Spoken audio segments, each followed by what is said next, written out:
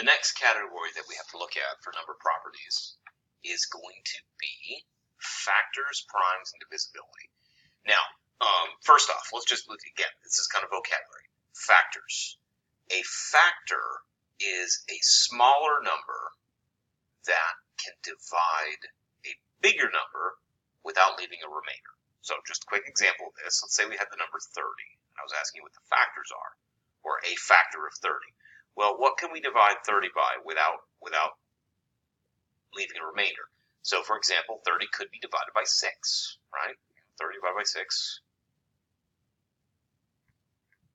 30 divided by 6 equals 5. Okay, no remainder, we're good. 6 is a factor.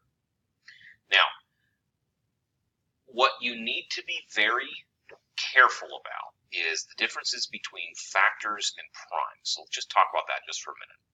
So we have factors in general, and we have prime factors, which is a slightly different category. Now, let's stick with the number 30. We'll just do this for a minute. So if I was going to make a list of the factors of 30, the way that you do that, if they're asking you for that, and again, very specifically, it's something where they're not telling you find the prime factors. If they just say find the factors, we just need to find every number that can divide whatever it is that we're given without leaving a remainder. And here's the way that I do it. I start with 1. I make 2 columns. Okay, so just like think of this like the small and the big. And I start, because every number can be divided by 1 without leaving a remainder. So we definitely have that right there. And I just work my way through.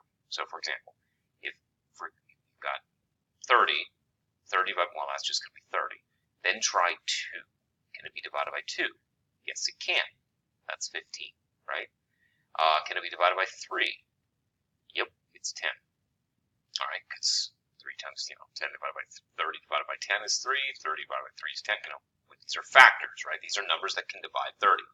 Can we do 4? Try it, but nope, we can't. Can we do 5? Yes, 30 divided by 5, that's 6. But now notice with the big column, we're getting smaller and smaller and smaller, and with the small column, we're getting bigger and bigger and bigger, and we've now kind of arrived at 5 and 6. What that indicates to you is that we can't go any further down the small column, right? Because the next logical number would be 6, but we already have that in our big column. So once you've kind of sort of reached a match of the two, we're done. So we could say the factors of 30, again, factors of 30, if I listed them in order, would be 1, 2, 3, 5, 6, 10, 15, and 30. And that's that. Okay? But the difference, because you might get some questions on the GRE. There might be something like, how many factors does this have, or whatever. So in that case, we've got 1, 2, 3, 4, 5, 6, 7. We've got 8 factors total for 30. But supposing they asked you for the prime factors, this is a little bit different. And the way that you do this, and I know we covered this in class, but just as a quick review, the way you do this is that little factor tree thing, right? You keep dividing 30 until you can't divide further without leaving yourself with a remainder. So like, for example, what are a couple of numbers that can divide into 30? Let's say 3 and 10. All right, let's start that for a moment. Well, 3. Can I divide that? Can I break that down further? Well, no, right? Because we're stuck at 3. The only thing that can divide 3 without leaving a remainder would just be 3 and 1. So we could say that cannot be made smaller. And then for 10, can we divide that? Well, sure. We could divide that by 5 and 2, right? And can we break those down further? Nope, right?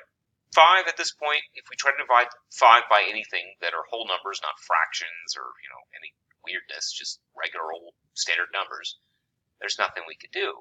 So that means we're done there, and we're also done for the same reason by 2. So the prime factors of 30 are these 3 things: 2, 3, and 5. And that's it.